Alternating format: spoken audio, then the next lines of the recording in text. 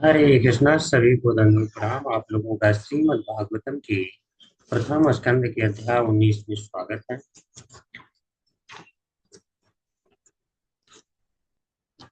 कल तक हमने देखा था श्लोका नंबर 19। आज हम पढ़ेंगे श्लोका नंबर 20। तो पहले हम मंगलाचरण कर लेते हैं और सभी कर सकते हैं। नारायणं नमस्कृत्य नारायणं नमस्कृत्य नरं चैव नरोत्तमं नरं नरं चैव चैव नरोत्तमं देवीं सरस्वतीं व्यासं देवीं सरस्वतीं सरस्वतीव्यासं व्यासं ततो जयमुदीरये। ततो ततो जयमुदीरये। नष्टप्रायेषु अभद्रेषु नष्टप्रायेषु नष्टप्रायेषु अभद्रेषु नित्यं भागवत सेवया नित्यं नित्यं भागवतसेवया भागवत सेवया भगवते उत्तमा श्लोके भगवति भगवते उत्तमा उत्तम श्लोके श्लोके भक्तिरभवति नैष्ठिके। भक्तिर्भवति भक्तिर्भवति नैष्ठिकी। नैष्ठिकी।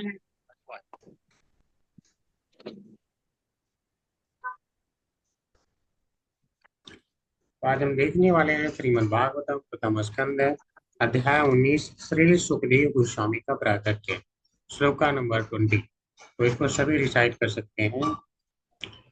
नावाइदं राजर्षिवर्य चित्रम् नावाइदं नावाइदं राजर्षिवर्यचित्रम् राजर्षिवर्यं चित्रम् भव सुकृष्णं समनुगतेषु भावास्तु भवस कृष्णं कृष्णं समनुगतेषु। संसमतेषु विन्ध्यासनं राजकिरीटजुष्टम् ये ये अध्यासनं राजकिरीटजुष्टम् राजकिरीटजुष्टम् सद्यो जहुर्भगवत्पार्श्वकामाः सद्यो सद्यो जहुर्भवतपार्श्वकामा भगवत्पार्श्वकामः नावाइदं राजर्षिवर्यचित्रम् नावा नावाइदं राजऋषिवरचित्रम् राजऋषिवर्यचित्रम्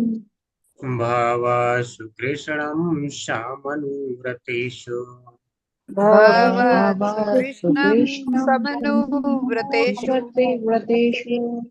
विन्ध्यासनं राजकिरीटजुष्टम् ये ये अध्यासनं राजकिरीटजुष्टम् राजकिरीटजुष्टम् सद्यो जहुर्भगवत्पार्श्वकामाः तद्यो सद्यो सद्यो जहुर्भक्तपार्श्वकामा जहुर्भगवत्पार्श्वकामः। जहुर्भगवत्पार्श्वकामा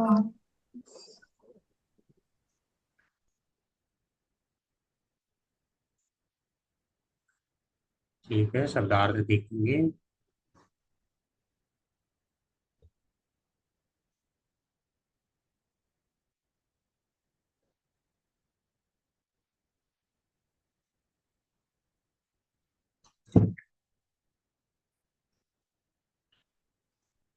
न न तो वा इस प्रकार इदम यह राजर्षि राजाओं के ऋषि वर्य प्रधान चित्रम आश्चर्यजनक भवत्सु आप सबों कृष्णम भगवान कृष्ण श्याम अनुव्रतेषु उस पथ पर दृढ़ रहने वालों को ए जो आध्यासनम सिंहासनारूढ़ राजकिरीट राजमुकुट जुष्टम अलंकृत सद्यः शीघ्र जहुः त्याग दिया भगवत भगवान पार्श्व कामाः संगति प्राप्त करने का इच्छुक मुनियों ने कहा, हे भगवान श्री कृष्ण की परंपरा का पालन करने वाले पांडुवंशी राजर्षियों के प्रमुख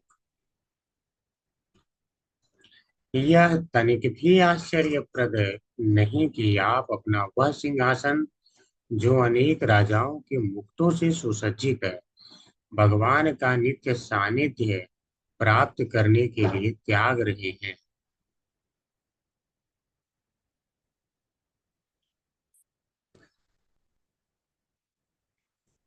ओम नमो भगवते वासुदेवाय।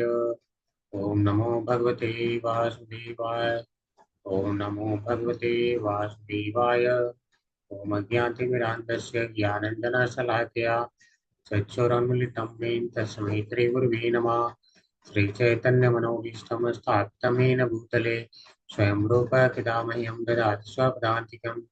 वन्देऽहं श्रीगुरो श्रीयुत्पत्कमलं श्रीगुरून् वैष्णवांश्च श्रीरूपं साग्रजातं सगरघुनाथान्वितं तं सजीवं साद्वैतं सावधूतं पर्यटसहितं कृष्णचैतन्यदेवं श्रीराधाकृष्णपादांश्च ललिताय श्रीविशाखान्वितांश्च नमो ओं विष्णुपादाय कृष्णप्रेष्ठाय भूतले श्रीमते भक्तिवेदांत स्वामी निति नामने नमस्ते सारस्वती देवी गौरवाणी प्रचारिणे निर्विशेषा शून्यवादी पाश्चात्य शतारणे वाञ्छाकल्पतरुभ्यश्च कृपा सिन्धुभ्येव च पतितानां पावनेभ्यो वैष्णवेभ्यो नमो नमः। हे कृष्ण करुणा सिंधु दीनबन्धु जगत्पते गोपेश गोपिका कांत राधा कांत नमोस्तुते तप्त कांचन गौरांगी राधे वृंदावनेश्वरी पुरुषवानुसुते देवी प्रणमामि हरिप्रिये। जय श्री कृष्ण चैतन्य प्रभु नित्यानंद श्री अद्वैत गदाधर श्रीवासादि गौरभक्तवृंद। नमो महावदन्याय कृष्ण प्रेम प्रदायते कृष्णाय कृष्ण चैतन्य नामने गौरतिषे नमः। हरे कृष्ण कृष्ण कृष्ण हरे हरे हरे राम राम राम हरे हरे। हरे कृष्ण कृष्ण कृष्ण हरे राम राम हरे हरे। हरे कृष्ण कृष्ण कृष्ण हरे हरे राम राम हरे हरे। हरे कृष्ण सभी को।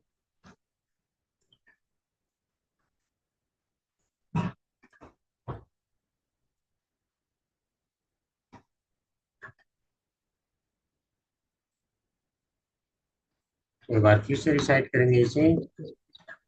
नावाइतं राजर्षिवर्य चित्रम् इदं राजऋषिरचितं भव सुकृष्णं शमनुव्रतेषु। कृष्णं कृष्णं समनुव्रतेषु समानुव्रतेषु। अगर किसी को एक साथ पढ़ने में दिक्कत हो तो अलग अलग भी पढ़ सकते हैं। भाव सुकृष्णम समानुव्रतेषु अलग अलग कर सकते हैं, लेकिन एक साथ पढ़ना उचित है। भाव सुकृष्णम समनुव्रतेषु लेप्ताशनं राजकिरीटजुष्टम्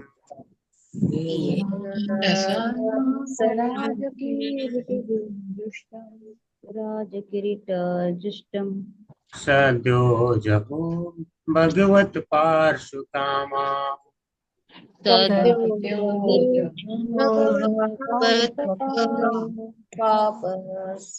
हरे कृष्णा सभी को दंडवत। जो रिसाइट करना चाहते हैं कर सकते हैं। हरे कृष्ण इदं राजर्षिवर्यचित्रं भवत्सु कृष्णं समनुव्रतेषु ये ध्यासनं राजकिरीटं दुष्टं किरीटजु सॉरी ये ध्यासनं राजकिरीटजुष्टं सद्यो भगवत् पार्श्वकामः। हरे कृष्ण। हरे हरे कृष्ण। कृष्ण प्रभु जी। नावातं राजऋषिवर्यचित्रं भवत्सु कृष्णं समनुव्रतेषु य अध्यास्नं राजकिरीटजुष्टं सद्यो जहुर्भगवत्पार्श्वकामः। हरे कृष्ण प्रभु जी। हरे कृष्ण प्रभु जी। न वा इदं राजर्षिवर्य चित्रं भवत्सु कृष्णं समन् व्रतेषु ये अध्याशानां राजकिरीट जुष्टं सद्दः जुः भगवते पार्श्व कामा। हरे कृष्ण प्रभु जी। हरे कृष्ण प्रभु। इदं राजशिवरचित्रं हरकृष्णं समनन्दते सिंहासनं राजकिरीटयुक्तं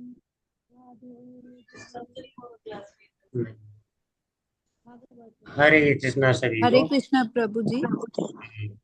तो बहुत अच्छा आप लोगों ने रिसाइट किया। तो अब हम इसे आगे समझेंगे, श्लोक का अर्थ समझेंगे। तो पहले हम थोड़ा सा लिंक कर लेते हैं पीछे का क्लास कि यहाँ पर यह क्यों कहा जा रहा है। अब मुनियों ने क्या कहा, ये भगवान श्री कृष्ण की परंपरा का पालन करने वाले पांडवंशी राजर्षियों के प्रमुख, यह तनिक भी आश्चर्यप्रद नहीं कि आप अपना वह सिंहासन जो अनेक राजाओं के मुक्तों से सुसज्जित है, भगवान का नित्य सानिध्य प्राप्त करने के लिए त्याग रहे हैं। तो इसके पहले जो आप कहानी जानते हैं कि महाराज परीक्षित ने अपना निर्णय सुना दिया है और उन्होंने कह दिया है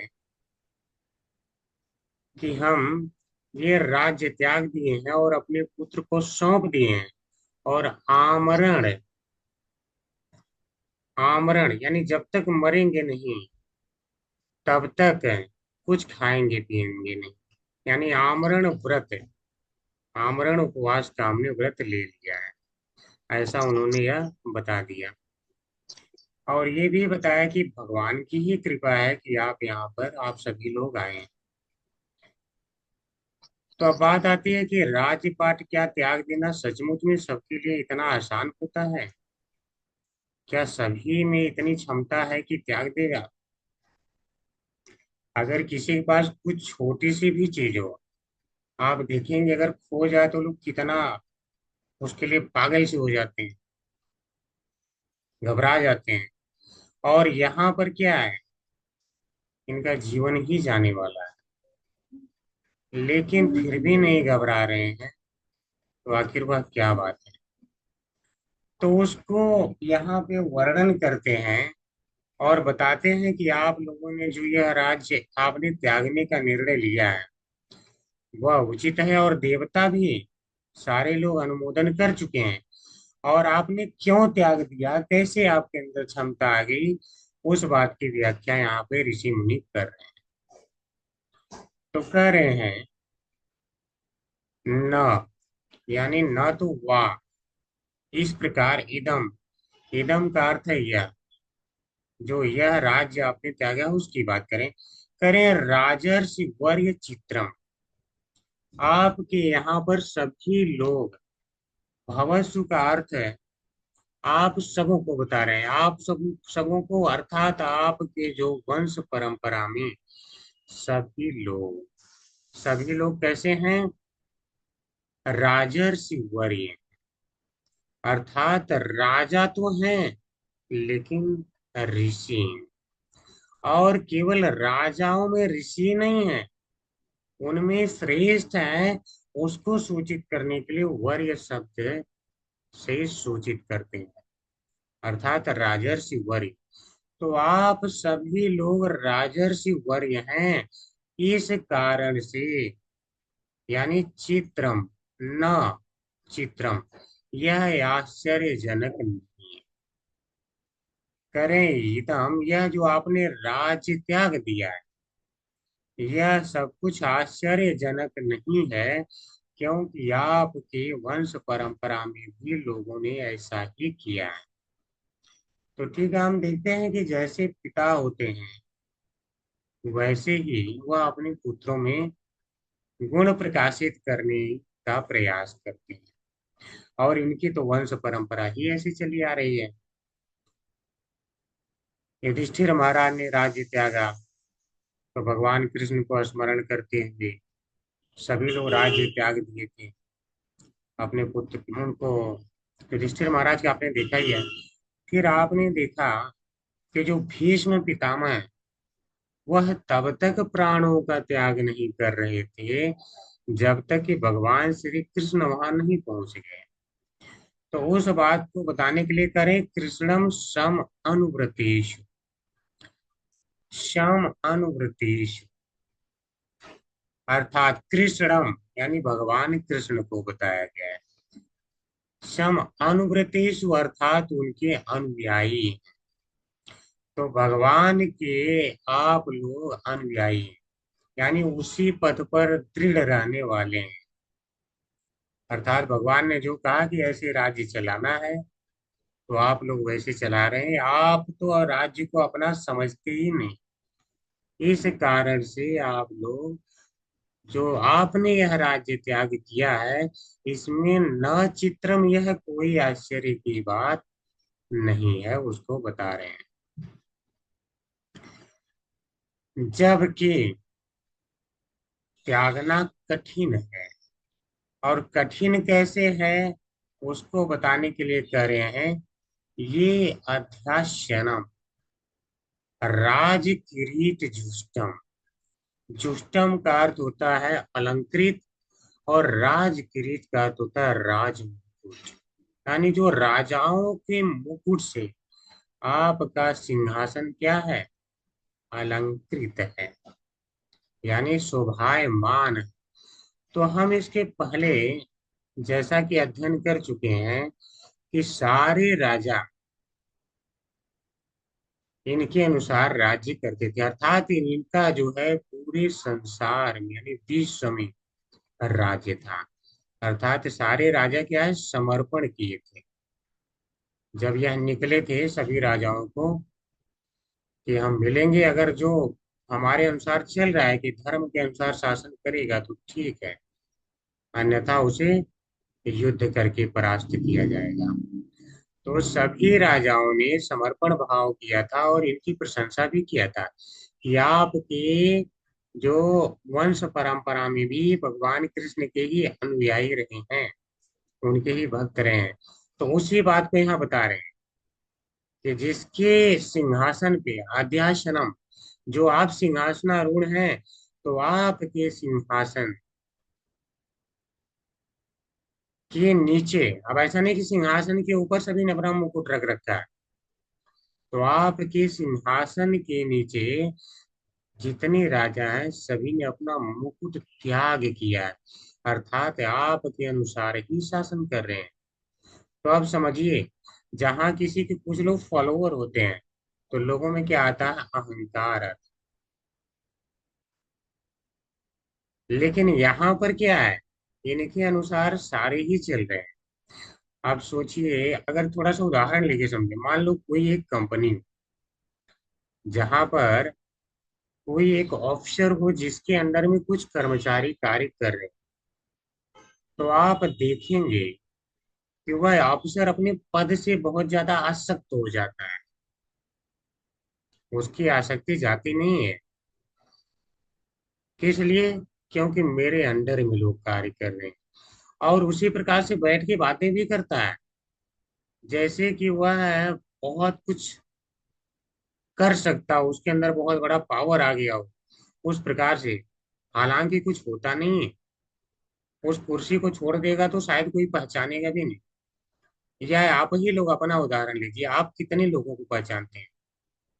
अगर किसी से पूछ दिया जाए कि आपके जो जिले का डीएम कौन है, शायद ये भी नहीं पता हो। कितने आईएएस आईपीएस वहां पर हैं, जिसके लिए आईएएस आईपीएस बनने के लिए लोगों ने क्या है, अपना जीवन व्यतीत कर दिया। कितनों को आप लोग जानते हैं? नहीं जानते। क्या हम कहीं जानने में इंटरेस्ट है? तो भी उत्तर होगा कि नहीं, हमारा कोई इंटरेस्ट नहीं है। वो अभी हम पाएंगे। लेकिन यहाँ पर क्या है, सारे राजाओं का मुकुट, यानी सारे राजाओं के सिर यहाँ पे झुके हुए हैं। तो फिर भी आप आसक्त नहीं हैं। सद्यो जहुः भगवत पार्षु कामा। और पहला कारण कि आपके जो वंश परंपरा में ही भगवान कृष्ण के लोग अनुयायी रहे हैं, और आपने सद्यो जहुः जहु का अर्थ होता है त्याग देना और सद्य का अर्थ होता है शीघ्र। आपने वह राज्य, ये अध्यासनम, वह राज सिंहासन जहाँ पर जो राज मुकुटों से लोगों के अलंकृत है, उसको सद्यो जो वो तुरंत आपने त्याग दिया। जैसे इन्होंने सुना कि तक्षक आएगा और हमें काटेगा, तो इन्होंने क्या किया? तुरंत त्याग दिया। तो कारण क्या है? भगवत पार्षु कामा, क्योंकि आप भगवान, भगवत यानी भगवान श्री कृष्ण की पार्श्व कामा, उन कामा का अर्थ होता है इच्छा, पार्श्व संगति, अर्थात आप भगवान कृष्ण की संगति प्राप्त करने की इच्छा रखते हैं। तो समझ गए रहे हैं? ऐसा नहीं कि सारी इच्छाएं ही खराब होती हैं, ऐसा नहीं है कि सारी इच्छाएं ही बंधनकारी। क्या बोलते हैं? ब्रह्म भूत प्रसन्नात्मा न सोचति न कांक्षति, क्षमः सर्वेषु भूतेषु मत भक्तिं लभते पराम, न सोचति न कांक्षति। कांक्षत यानी इच्छा करना, किसी चीज की वह इच्छा भी नहीं करता है अगर ब्रह्म भूत स्थिति में आ गया है तो। लेकिन यहाँ पर ऐसा नहीं कहा जा रहा कि भगवान की इच्छा नहीं करता है।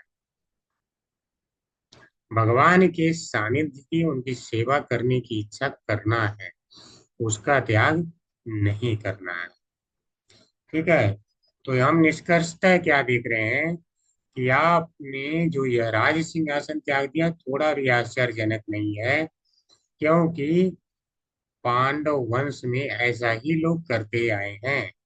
और अब आप भगवान का सानिध्य प्राप्त करने की इच्छा कर रहे हैं, तो यह दो कारण है जिसके कारण आपने आसानी से त्याग दिया।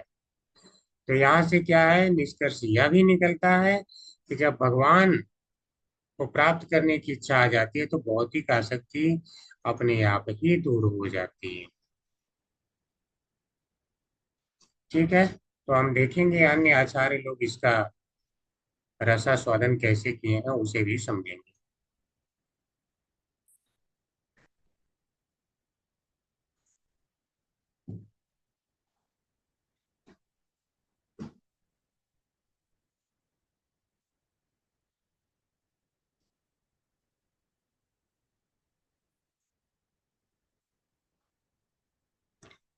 श्रीधरी यानी श्रीधर स्वामी, महर्षियों ने कहा कि आप पांडुवंशीय चक्रवर्ती सम्राटों ने भगवान का सानिध्य प्राप्त करने के लिए अपनी समृद्ध राज्य का परित्याग कर दिया, अतएव आपका यह भगवत सानिध्य प्राप्त्यर्थ आमरण अनशन व्रत करना कोई आश्चर्यकारी नहीं है। समझिए, वहां पे क्या करें? भवस्व यानी पांडुवंशीय, और क्या करें? ये ध्यासनम, आपका राज सिंहासन कैसा कैसा था? चक्रवर्ती था, अर्थात पूरे विश्व पर शासन था। पूरे विश्व पर जिसका शासन हो वह भला कैसे छोड़ देगा? तो कह रहे हैं लेकिन भगवान का सानिध्य प्राप्त करने के लिए आपके पूर्वजों ने भी त्याग किया है। और ऐसा भी नहीं कि राज्य पूरा उजड़ा हुआ है, समृद्ध राज्य का परित्याग किया है। ठीक है, जिसके पास कुछ नहीं हो तो वो तो त्याग ही देगा। मान लो घर में कुछ है ही नहीं, कुछ नहीं है, न लोग हैं न कुछ, आपकी वस्तुएं ही हैं, और आपसे कहा जाए आप घर का त्याग करना है, तो शायद उस समय आप त्याग कर दें। लेकिन अगर पूरा समृद्ध हो, बहुत सारी संपत्ति हो, तो यह कठिन स्थिति होती है। करें, लेकिन आप लोगों के लिए यह आश्चर्यकारी नहीं है, क्योंकि आप लोग भगवत प्राप्ति की इच्छा रखते हैं। राजा युधिष्ठिर ने भी यही किया था। ठीक है, क्रम संदर्भ श्रील जीव गोस्वामी, देखते हैं उन्होंने कैसे व्याख्या किया है। यहाँ कामा अर्थात भगवत सामीप्य की कामना है, क्योंकि विरह पीड़ा के कारण वे भगवान के प्रति अतिशय प्रीति से युक्त है। अतः वे भगवान की आंतरिक स्फूर्ति से ही तृप्त नहीं हो सकते हैं। समझिए कितना गूढ़ रहस्य लिया इसका। देखिए, जब आपको किसी से प्रेम हो जाए और वह साथ में न हो, लेकिन आपको प्रेम है, आप सानिध्य प्राप्त करना चाहते हैं, तो उस स्थिति को क्या कहते हैं? विरह। जैसे गोपियों का भगवान श्री कृष्ण के लिए विरह था, राधा रानी का भगवान श्री कृष्ण के लिए विरह था। तो यहाँ पर क्या है, यह कह रहे हैं ऋषि मुनि कि आप जो त्याग कर रहे हैं, वास्तव में आप भगवान से विरह पीड़ा का अनुभव कर रहे हैं। विरह में प्रेम है और उस प्रेम में पीड़ा भी है। ठीक है, तो प्रेम है उसको बता रहे हैं प्रीति से युक्त है आप। तो जब आप प्रेम कर रहे हैं, तो जब देखिए क्या होता है, यह संत की स्थिति होती है। तो कहा जाता है कि प्रेमांजन छुरित भक्ति विलोचनेन संत सदैव हृदयेषु विलोकयन्ति। अर्थात परमात्मा रूप में वह भगवान को अपने हृदय में देख पाते हैं। जो संत है वह देख पाते हैं, लेकिन क्या हृदय में जो स्फूर्ति होती है उससे एक भक्त भी संतुष्ट हो जाएगा जो सेवा भाव रखता है? तो करें, आप तृप्त नहीं हो रहे हैं, आपको भगवान का डायरेक्ट यानी प्रत्यक्ष सानिध्य चाहिए। इस कारण से आप विरह पीड़ा का अनुभव कर रहे हैं। तो जब आप उनसे विरह का अनुभव कर रहे हैं, तो आप इस सांसारिक भोगों को तो तुरंत त्याग ही देंगे, इसमें कोई आश्चर्य की बात नहीं है। जैसे मान लो कोई मेला लगाओ और उस मेले में कोई बच्चा जाए और अपने माता पिता से बिछड़ जाए, और उस स्थिति में,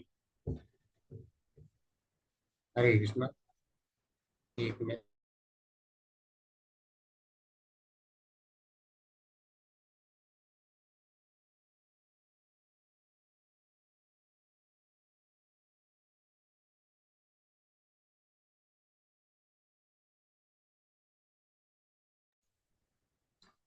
ठीक है, तो हमने उदाहरण लिया है कि मान लो एक बच्चा है और मेले में अपने माता पिता के साथ गया है, और वहां पर वो बच्चा अपने माता पिता से खो जाए, उनका साथ छूट जाए। आप बताइए, उस बच्चे को आप संसार की सारी वस्तुएं दे देंगे तो क्या वह संतुष्ट हो जाएगा? नहीं। अर्थात उस समय मेले में स्थित कोई वस्तु उसे प्रिय नहीं लगेगी, और जब तक माता पिता साथ में, भले वो मांग रहा हो मुझे ये सामान चाहिए, तो वो चाहिए, वो खिलौने चाहिए, लेकिन जैसे ही माता पिता अगर नहीं मिल रहे हो, तो वह क्या है, इतना विरह का अनुभव करेगा कि उस समय उसे लगेगा कि यहाँ इस मेले में तो मुझे कुछ प्रिय ही नहीं है। अब बात आती है, क्या उसके अंदर में उसके माता पिता की स्फूर्ति हृदय में नहीं हो रही? क्या वो अनुभव नहीं कर पा रहा कि हाँ ये मेरे माता पिता ऐसे हैं? वह हृदय में देख सकता है, लेकिन वह उससे संतुष्ट नहीं है आंतरिक स्फूर्ति से, क्योंकि वह विरह में है, उसे डायरेक्ट चाहिए, प्रत्यक्ष चाहिए उसके माता पिता। तो यह भाव यहाँ पर है कि आप उस पीड़ा का अनुभव कर रहे हैं, तो भला आप संसार की चीजें त्याग दीजिए, तो इसमें आश्चर्य क्या है? अतः उन्होंने गृहस्थ जीवन के बंधन को तोड़कर, जो उन्हें प्राप्त करने में सदा एक ही बाधा है, भगवत सामीप्य की प्रार्थना की। स्पष्ट है, गृहस्थ जीवन उनको क्या है, बाधा के समान था। महाराज परीक्षित भी कह चुके हैं कि अच्छा ही हुआ कि सर्प काटने आ रहा है, सांप मिल गया, ताकि मैं राज्य को त्याग सकूं, आसक्ति समाप्त हो। वे भक्तजन कैसे हैं? तो कहते हैं कि वे माता पिता से दूर बंधे बालक की भांति हैं, जबकि वे माता पिता ही मात्र ऐसे व्यक्ति हैं जो उन्हें सुखी कर सकते हैं। बिल्कुल वही उदाहरण है, अगर माता पिता न मिले तो वो बच्चा सुखी नहीं होगा। मेले की कोई वस्तु उसे संतुष्ट नहीं कर सकती। इसी प्रकार से जो परम पिता है, या भगवान कहते हैं पिता हम अस्य जगतो, तो जिस जीव को यह पता चल जाता वास्तव में कि श्री कृष्ण हमारे परम पिता हैं, तो वह उस विरह का अनुभव करता है। और जब करता है तो केवल कृष्ण ही उसे संतुष्ट कर पाएंगे, और वो भी प्रत्यक्ष जब मिलेंगे तो। अब इसके उदाहरण इसका एक लेते हैं श्रीमद् भागवतम से ही। करें इस संदर्भ में श्रीमद् भागवतम में श्री प्रहलाद महाराज द्वारा उक्ति है। प्रहलाद महाराज क्या कहते हैं? त्रस्तोस्म्य हम कृपण वत्सल दोष हो ग्रह संसार चक्र कदनात् ग्रस्ताम प्रणीतः बद्ध स्वकर्म भीरुसत्तम तेङ्घ्रिमूलम् प्रीतोपवर्ग शरणं यसे कदानु। अब प्रहलाद महाराज क्या कहते हैं उसको हिंदी में समझिए। हे पतितों पर सदय परम शक्तिशाली दुर्जेय प्रभु, मैं अपने कर्मों के कारण असुरों की संगति में आ पड़ा। क्या करें? पतितों पर सदय, पतित यानी जो अपने पद से नीचे गिर गया। तो हम जानते हैं कि हमारा आध्यात्मिक शरीर भी था और हम आध्यात्मिक लोक में भी थे, और वहां से हम क्या हुए हैं? नीचे आ गिरे। लेकिन भगवान अत्यंत कृपालु हैं। अगर कृपालु नहीं होते तो गीता के रूप में ज्ञान देने के लिए स्वयं क्यों आते, लीलाएं करने स्वयं क्यों आते? अर्थात वह कृपालु करें सदय, आप दया से परिपूर्ण है। परम शक्तिशाली, आप शक्तिशाली हैं। दुर्जय, आपको कोई जीत नहीं सकता है। तो कह रहे हैं कि मैं अपने कर्मों के कारण असुरों की संगति में आ पड़ा हूं, अर्थात मेरे ऐसे कर्म हो गए। प्रहलाद महाराज कह रहे हैं। तो देखिए, प्रहलाद महाराज असुर कुल में पैदा हुए हैं, यह सभी जानते हैं। और हिरण्यकश्यप उस समय का सबसे बड़ा असुर इनका पिता है। तो ऐसा नहीं करें भगवान आपने मुझे यहाँ क्यों पैदा कर दिया। कह रहे हैं मैं अपने ही कर्मों के कारण आ पड़ा हूं, और सत्य भी है। अतएव मैं इस संसार में अपनी जीवन दशा से अत्यधिक भयभीत हूं। तो कह रहे हैं जो ये जीवन दशा है इससे मैं भयभीत हूँ। अब असुरों की कोई संगति में हो तो कल्याण होना तो संभव नहीं है ना। आगे कह रहे हैं वह क्षण कब होगा जब आप मुझे उन चरण कमलों की शरण में बुला लेंगे जो बद्ध जीवन से मोक्ष की चरम लक्ष्य है। कृष्णांग सीवाम अधिमन्यमाना, आप लोग जानते हैं, अर्थात भगवान श्री कृष्ण की चरण कमलों की सेवा को उन्होंने सबसे श्रेष्ठ माना। तो कह रहे हैं कि जो चरम मोक्ष है, चरम लक्ष्य है, वह आपके चरण कमल हैं। आप वहां पर मुझे कब बुलाएंगे? अर्थात भगवान से विरह का अनुभव भक्त सदैव करते रहते हैं, क्योंकि इन्हें पता चल जाता है कि वे ही परम पिता है। ठीक है, हम तात्पर्य पढ़ेंगे और देखते हैं प्रभुपाद जी इस बात की व्याख्या और कैसे करते हैं, उसे और समझते हैं। हरे कृष्ण माता जी, तात्पर्य पढ़ने का मौका दे सकते हैं। फिर तो वहां जाकर क्या आवाज देते तुम, वहां नहीं तो बैठ। हरे कृष्णा। गिरिजा पक्षी माता जी पढ़ लीजिए। हरे कृष्णा। हिमानी माता जी पढ़िए। हरे कृष्णा माता जी वो अनम्यूट नहीं हो रहा था ना, आपने ऑप्शन दिया तो तब हो गया। हरे पढ़ू कृष्णा। अब?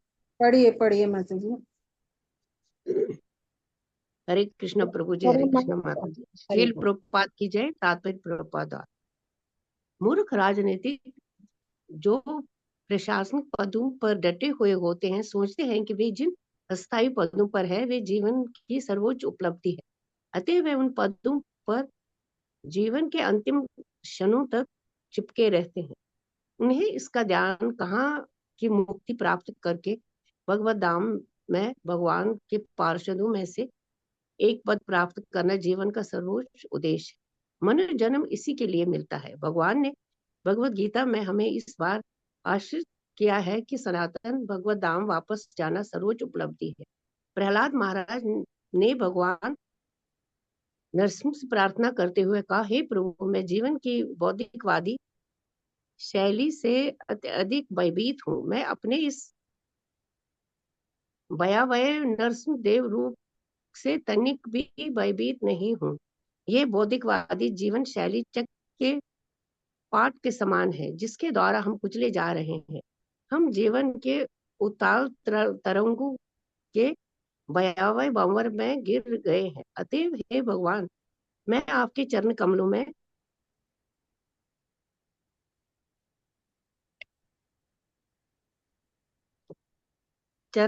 प्रार्थना करता हूँ कि आप मुझे सेवा के रूप में अपने नित्य धाम में वापस बुला ले। यही इस बौद्धिकवादी जीवन शैली हरे की कृष्णा माता सर्वोच्च जी। मुक्ति। हरे कृष्णा, हरे कोई और कृष्ण पढ़ प्रभु जी, सकते हैं धन्यवाद। आगे? कोई और पढ़ सकते हैं? हिमानी माता जी पढ़ लीजिए। ऑप्शन है माता जी आपके पास हरे अनम्यूट। कृष्णा। हाँ जी। यही इस भौतिकवादी जीवन शैली की सर्वोच्च मुक्ति है। मुझे इस भौतिकवादी जीवन का अत्यंत कटु अनुभव है। मैंने अपने कर्मों के वशीभूत होकर जिस जिस योनि में जन्म लिया है, मुझे दो बातों की पीड़ादायक अनुभव हुआ है। अपने प्रिय से विछो तथा अवांछित से भेंट। इनके प्रतिकार के लिए मैंने जो उपचार अपनाए वे स्वयं रोग से अधिक भयावह निकले। अतः मैं जन्म जन्मांतर एक स्थान से दूसरे स्थान में फिरता रहा, और मैं आपसे प्रार्थना करता हूँ कि आप मुझे अपने चरण कमलों में शरण दें। पांडव राजा, जो संसार के अनेक संतों से बढ़कर हैं, जीवन की भौतिकवादी शैली हरे के कृष्णा माता जी। कटु हरे कृष्णा। परिणामों से अवगत है। हरे कृष्णा, कोई और पढ़ सकते हैं? मीरा देवी माता जी पढ़िए। मीरा देवी माता जी पढ़िए। अनीता माता जी आप पढ़ लीजिए।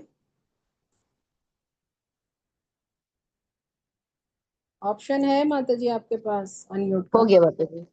हरे कृष्णा, सभी को पंचांग प्रणाम। श्रील प्रभुपाद की जय हो। पांडव राजा, जो संसार के अनेक संतों से बढ़कर हैं, जीवन की भौतिकवादी शैली के कटु परिणामों से अवगत थे। वे कभी इस राज सिंहासन की चकाचौंध से मोहित न थे जिस पर वे बैठे। वे सदैव भगवान का सानिध्य प्राप्त करने के हेतु उनके द्वारा पुकारे जाने के लिए उत्सुक रहते थे। महाराज परीक्षित महाराज युधिष्ठिर के सुयोग्य पात्र थे। महाराज युधिष्ठिर ने अपने पौत्र के लिए सिंहासन छोड़ दिया, और इसी प्रकार महाराज युधिष्ठिर के पौत्र महाराज परीक्षित ने अपने पुत्र जन्मेजय के लिए सिंहासन छोड़ दिया। इस वंश में सारे राजाओं का ऐसा ही रिवाज था, क्योंकि वे सभी कृष्ण की परंपरा का पालन करने वाले थे। इस तरह भगवत भक्ति कभी भौतिकवादी जीवन की चकाचौंध से मोहित नहीं होते और निष्पक्ष भाव से झूठे भ्रामक भौतिकवादी जीवन के विषयों से अनासक्त रहते हैं। हरे कृष्ण माता जी। प्रभु जी, पंचांग प्रणाम। हरे कृष्णा माता जी। अब देखिए, जब आप लोग प्रभुपाद जी का लिखा हुआ तात्पर्य पढ़ते हैं तो आपको कहना है श्रील प्रभुपाद की जय, तात्पर्य श्रील प्रभुपाद जी के द्वारा। इतना आपको बोलना है, उसके बाद पढ़ना है। ये तात्पर्य सामान्य नहीं है और किसी सामान्य व्यक्ति ने नहीं लिखे हैं। ये साक्षात भगवान के पार्षद हैं। ठीक है, तो ऐसे आप लोग नहीं कर सकते कि डायरेक्ट केवल पढ़ सकते हैं।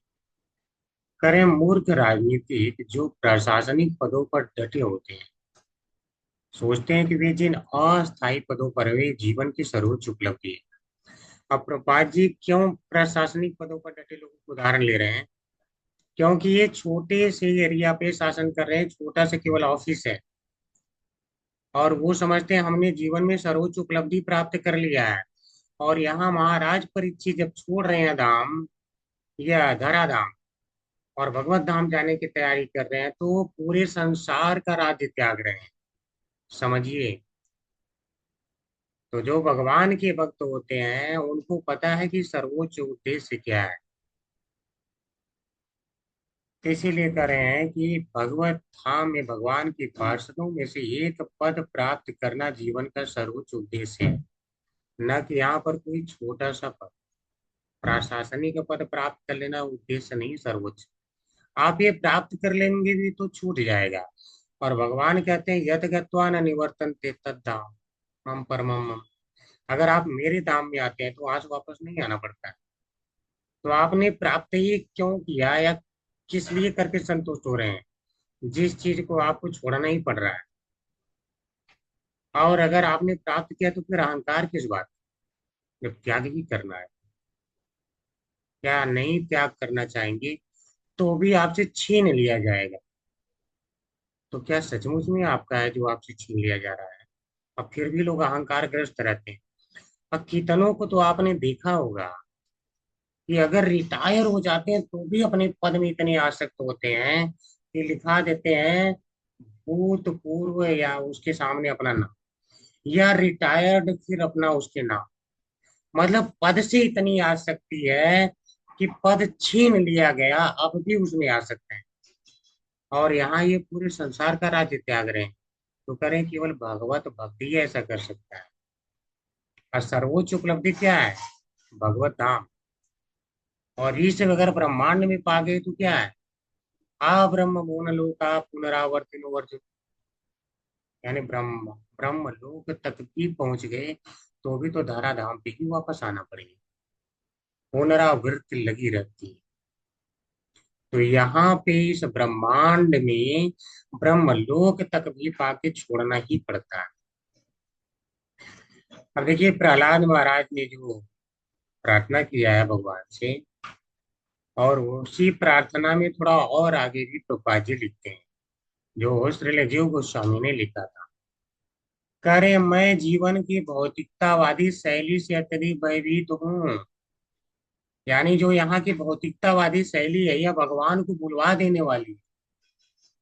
करे मैं उससे भयभीत हूँ, और आपकी इस भयावनी नृसिंह देव रूप से तनिक भी भयभीत नहीं हो। और जबकि सोचिए, केवल हम कहते हैं ना नरसिंह रूप में आ रहे हैं, तो डेली हम आरती करते हैं, और नरसिंह रूप में वही अगर भगवान प्रकट हो जाए तो एक बार सोचिए, एक बार को हम ही डर जाएंगे।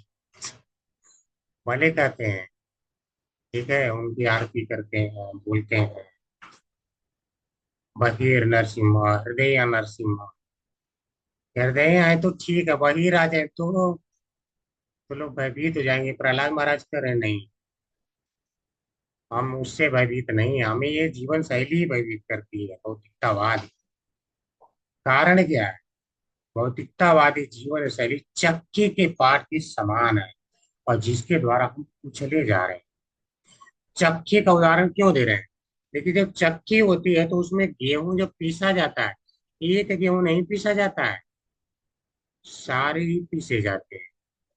तो इस संसार में ऐसा नहीं कि अगर कोई एक को छोड़ दिया जाएगा, सारे गेहूं को पीसा जाएगा। तो उसी प्रकार से यहाँ सारे लोग पीस रहे हैं, अर्थात कष्ट पा रहे हैं। उनका मूल स्वरूप बार बार क्षय हो रहा है। अब देखिए, गेहूं जैसा उसमें डाला जाता वैसा तो नहीं रह जाता है ना, पीस करके निकल जाता है। तो यहाँ पे बार बार व्यक्ति शरीर प्राप्त कर रहा है, नहीं नहीं, और बार बार पीस के हटा हटा दे रही है प्रकृति, फिर से नया शरीर। तो कह रहे हैं, हम जीवन की उताल तरंगों के भयावह भंवर में गिर गए। कितनी बड़ी बात है। देखिए भंवर क्यों कह रहे हैं? जैसे मान लो कोई बहुत बड़ा तैराक भी हो कि वह नदी को तैर के पार कर जाए, और मान लीजिए वहां एक भंवर हो। भंवर, आपने पता नहीं देखा है कि नहीं, नदी में ऐसे कहीं कहीं स्थान होता है जहाँ पे ऐसी भंवर चलती रहती है, अर्थात एक रोटेशन में चलती रहती है, जैसे वायु का चक्रवात आता है वैसे। और उस भंवर में अगर कोई गिर जाए तो तैराक भी होगा तो भी वहां से नहीं निकल पाएगा। तो कह रहे हैं कि यहाँ इस संसार में तो हम, ये हमारा यही हाल हो रखा है। तो जो लोग अपने आप को बुद्धिमान समझते हैं कि मैं संसार से पार हो जाऊंगा, अपने दम पे नहीं हो सकते हैं।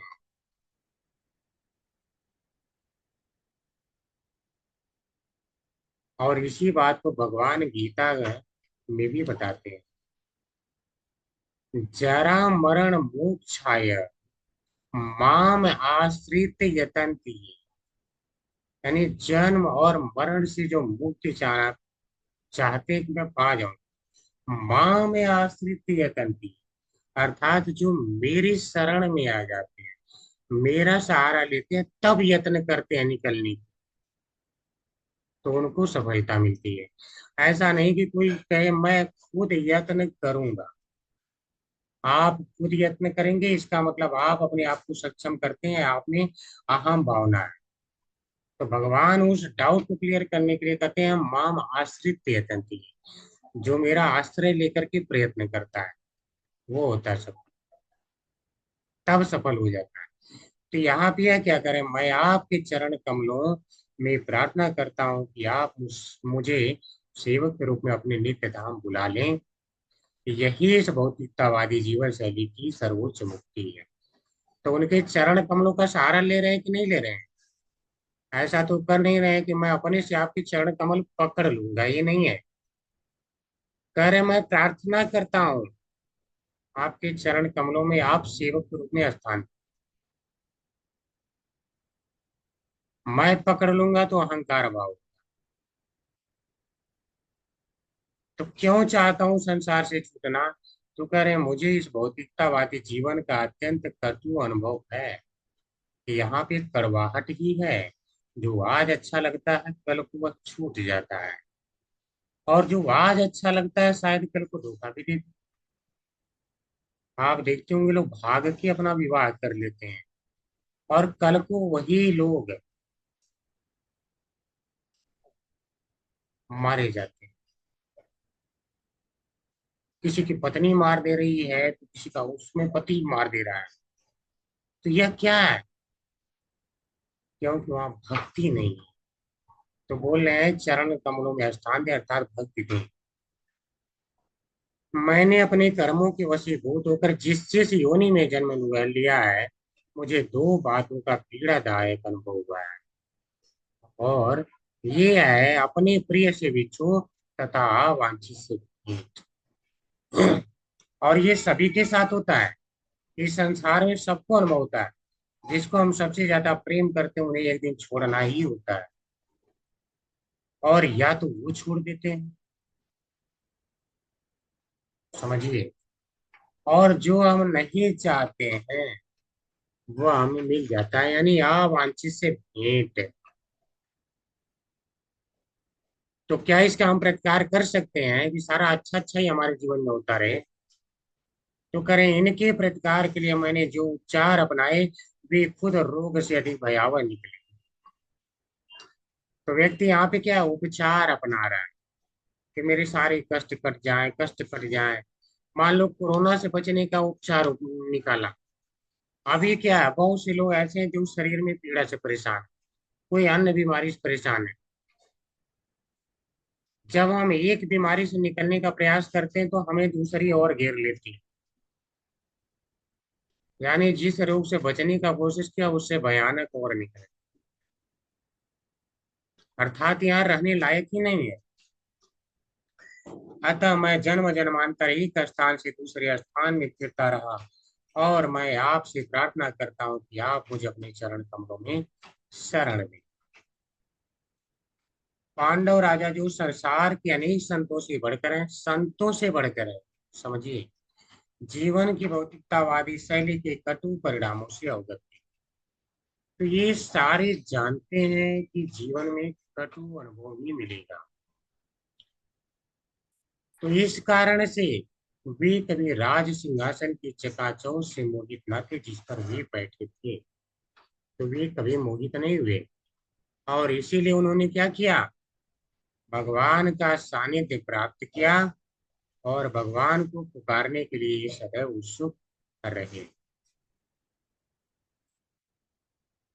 तो अब कह रहे हैं जो महाराज परीक्षित भी हैं वो भी महाराज युधिष्ठिर के सुयोग्य पौत्र हैं।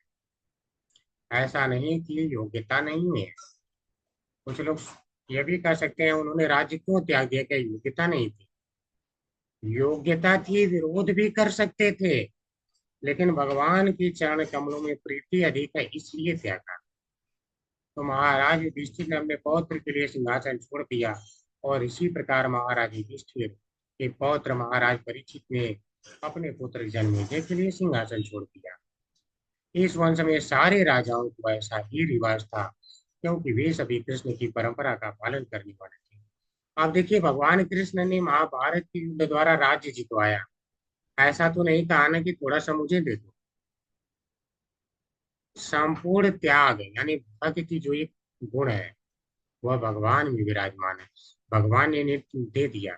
इसी प्रकार से लोग त्यागते जा रहे हैं और सभी का यही रिवाज है कि अपने अगले को दो ताकि वह धर्म पूर्वक शासन करे। और अगर आप मुगलों का उदाहरण लें तो वह क्या करते हैं, एक मुगल दूसरे को मार करके ही सिंहासन पे बैठता था। अगर पुत्र को बैठना है तो अपने पिता को मार देता था। ऐसा ही था, समझ रहे हैं। लेकिन भागवतम की शिक्षा कैसी है कि व्यक्ति यानी पुत्र भी त्याग की भावना रखता है, पिता भी त्याग की भावना रखता है। इस तरह भगवत भक्त कभी भी भौतिकतावादी जीवन की चकाचौंध से मोहित नहीं होते और वे निष्पक्ष भाव से झूठे भ्रामक भौतिकतावादी जीवन के विषयों से अनासक्त रहते हैं। अर्थात भौतिकतावाद में कोई झुकाव नहीं रहता है। हरे कृष्णा सभी को। आज यहीं पर हम विराम लेंगे और अगर किसी का कोई प्रश्न है या कोई नया पॉइंट बताना चाहते हैं तो हैंड रेज कर सकते हैं।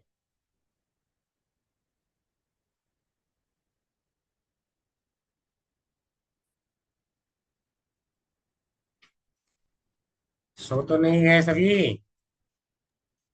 हरे कृष्णा, सादर प्रणाम प्रभु जी। प्रभु जी। हरे कृष्णा प्रभु जी। हरे कृष्णा प्रभु जी। हरे कृष्णा प्रभु जी। हरे कृष्णा प्रभु जी। हरे कृष्णा प्रभु जी। शारदा प्रणाम। प्रभु जी थोड़ा सीरियस सब लोग ध्यान से सुन रहे थे प्रभु जी, कोई सोया नहीं था, सब लोग ध्यान से सुन रहा था। अच्छा, ध्यान में मतलब ध्यान मग्न हो गए इसलिए सीरियस हो गए हैं। जी चलिए प्रभु जी। कोई बात अच्छा सुना रहे हैं। ठीक है। इतना अच्छा भागवत प्रसंग ऐसा था। ही है कि व्यक्ति खो जाता है, ठीक है, संसार से कट हो जाता है। अच्छा, इस समय तो ऐसा कोई नहीं है जिसे संसार को कुछ याद आ रहा हो। हरे आशा बोल। सारे प्रभु जी याद आ रहा है हम कहाँ फंसे हैं। हाँ ये आ रहा है ना, मतलब अनासक्ति आ रही है, वैराग्य आ रहा है। हरे बिल्कुल कृष्ण प्रभु जी। ऐसा ही है। प्रभु जी, किसी का हैंड रेज नहीं है, सबको अच्छे से समझ में आ गया है। बहुत और अच्छा। जो वो है क्विज भी है, सब अधिकतर भक्त कर रहे हैं। 35-36 का वो आ रहा है स्कोर और जी सबके अच्छे नंबर भी आ रहे हैं प्रभु जी। बहुत अच्छा। इसका मतलब लोग ध्यान से सुन रहे हैं। हरे बोल। प्रभु ठीक है, जी। तो एक बार सभी भक्तों के लिए हरे कृष्ण कर लेते हैं। हरे कृष्ण हरे कृष्ण कृष्ण कृष्ण कृष्ण हरे कृष्णा कृष्ण कृष्णा हरे कृष्णा हरे हरे हरे हरे हरे हरे राम हरे राम राम हरे हरे हरे हरे कृष्ण हरे कृष्ण कृष्णा कृष्ण कृष्णा हरे हरे हरे हरे हरे हरे राम राम राम हरे हरे हरे कृष्ण कृष्ण हरे हरे हरे हरे हरे राम हरे राम राम राम हरे बोल सभी को। हरे बोल सभी प्रयास हरे करें। कृष्ण हरे कृष्ण प्रभु जी। दंडवत प्रणाम तो आज प्रभु हम जी। चलेंगे। वांछा कल्पतरुभ्यश्च कृपा कृपा सिन्धुभ्यः सिन्धुरेव च पतितानां पावनेभ्यो वैष्णवेभ्यो नमो नमः। जय श्रील जय प्रभुपाद की जय सभी वैष्णव भक्तों की जय जय, सभी जय वैष्णव आचार्यों की जय। जय हरे कृष्णा, सभी को दंडवत प्रणाम। हरे कृष्णा प्रभु जी, कृष्णा दंडवत प्रभु जी प्रणाम। दंडवत प्रणाम। सादर प्रणाम।